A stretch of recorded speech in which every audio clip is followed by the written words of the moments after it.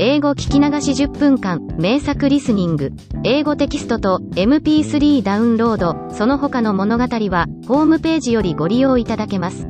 88thpp.com 88thpp.com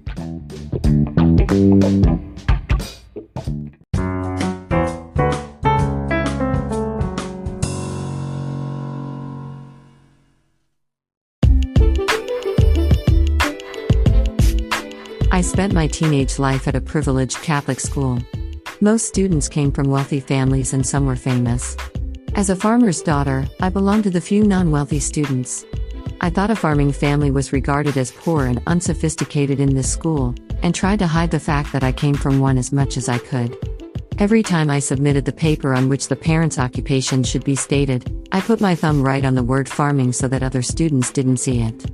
There was a famous long-standing chain of high-end chestnut snack stores in the city which chain name was the same as my last name, and one day, a student casually said to me, "Your family owns the chain, doesn't it?" While the chain and I happened to share the same name, we actually had no relation. But she sounded so sure as if everyone believed so. It was 3 years since I had entered the school and my concealing operation might have worked. It was possible that no one besides my close friends knew I came from a farming family. I felt confident I looked cool and sophisticated enough for them to think I came from that wealthy family. Hoping their misunderstanding would last, I didn't deny strongly and gave her an ambiguous reply. When I told my mother about it at home, she was very pleased and instructed me to keep them believing that way. I was walking toward the bus stop with my close friend after school one afternoon. When I cracked her up with my jokes and moves as usual, she said laughing, "You look like a peasant." And the next moment, she gasped and added, "I'm sorry." I wouldn't have cared if she had kept laughing, but her serious apology offended me. She remembered I was a farmer's daughter and thought her comment was inappropriate. I realized reference to a farming business required an apology, which meant she looked down on it. By the time I was a senior, I had grown weary of being a class clown just to be popular. I had tried everything to be cool but become doubtful if it was right to act someone else who wasn't real me. For seniors, the teacher asked attendants to a table manners class at a gorgeous restaurant one by one.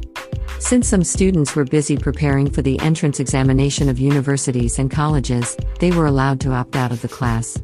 I was one of them, and when my classmate behind me heard me answer not coming, she started giggling.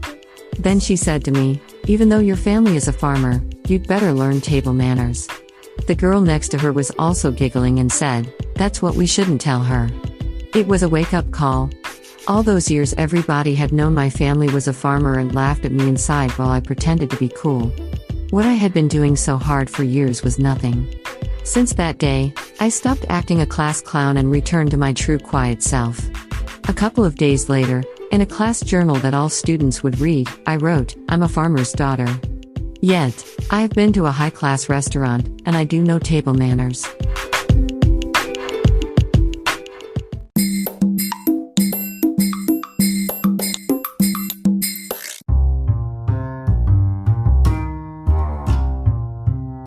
There is a lake a few miles away from my new apartment, and I decided to go there for the first time.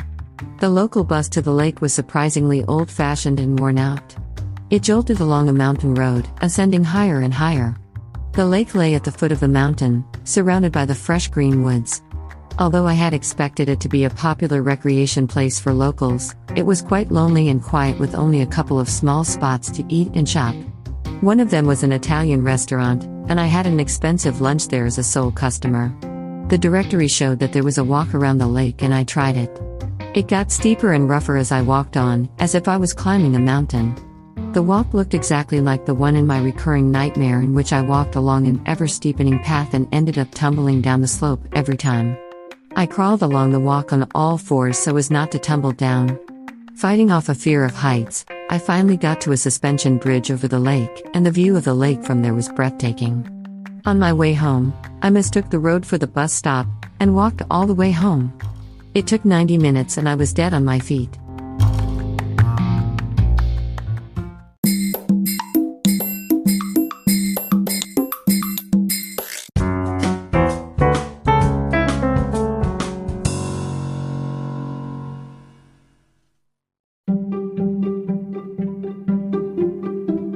Audiobooks by Hidemi Woods.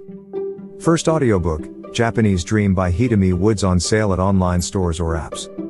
Second audiobook, My Social Distancing and Naked Spa in Japan by Hidemi Woods, on sale at online stores or apps. Apple Books, Audible, Google Play, Nook Audiobooks, 43 available distributors in total.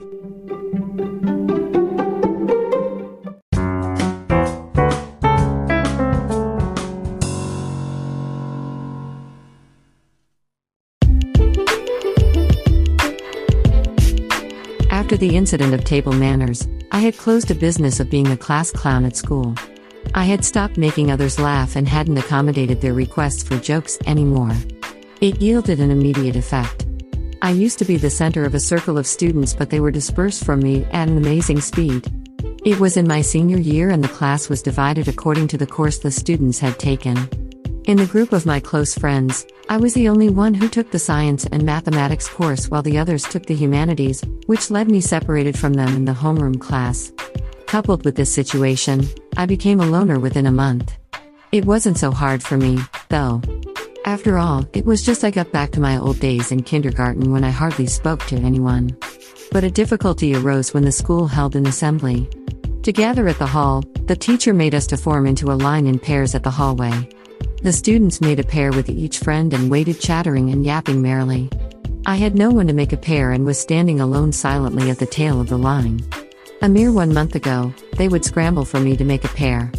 I realized how easy it was to become unpopular and how much time and energy I had wasted so foolishly for superficial friendship, thinking back to my long-time effort to become popular at school.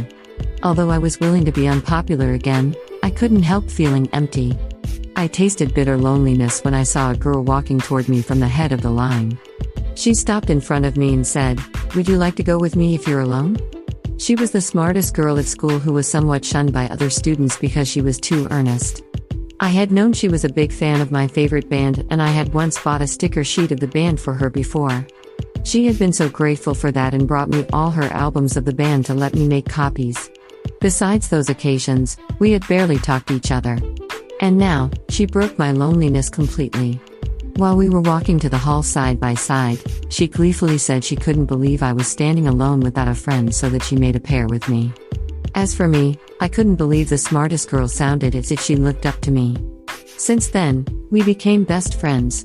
She had everything I didn't have. She came from a rich family. Her parents were both doctors and especially her father was a renowned doctor in the medical society. She was smart, nice, sincere and courteous to everyone, even to a bus driver. Compared to her graceful attitude, I looked stupid with a typical rebellious teenage behavior. I understood being cool means a person like her. Still, she always kept admiring me, even respected me for some reason. We shared passion for our favorite band and for study, as she was applying to a medical school and I was to the most famed university in the city. As I was influenced by her attitude, I noticed she cured my wickedness. She totally accepted my true self and was even making me a better person. I wanted to be like her, but soon I would be taught the hard way that I could never be.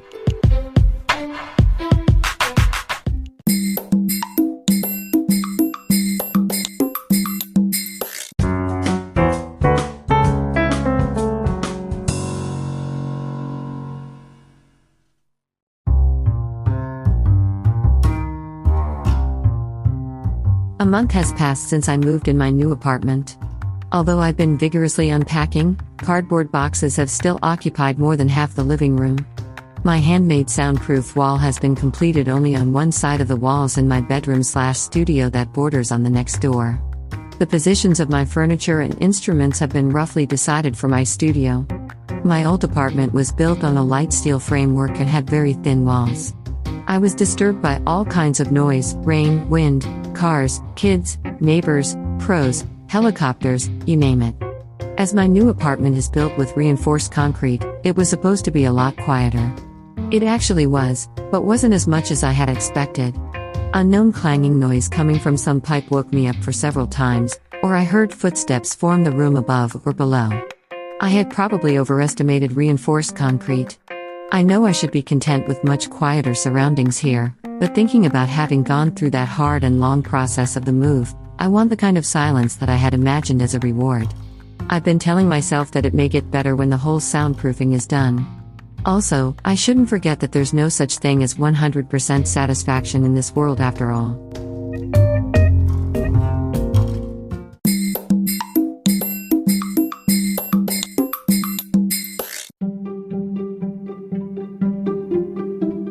Audiobooks by Hidemi Woods. First audiobook, Japanese Dream by Hidemi Woods on sale at online stores or apps. Second audiobook, My Social Distancing and Naked Spa in Japan by Hidemi Woods on sale at online stores or apps. Apple Books, Audible, Google Play, Nook Audiobooks, 43 available distributors in total.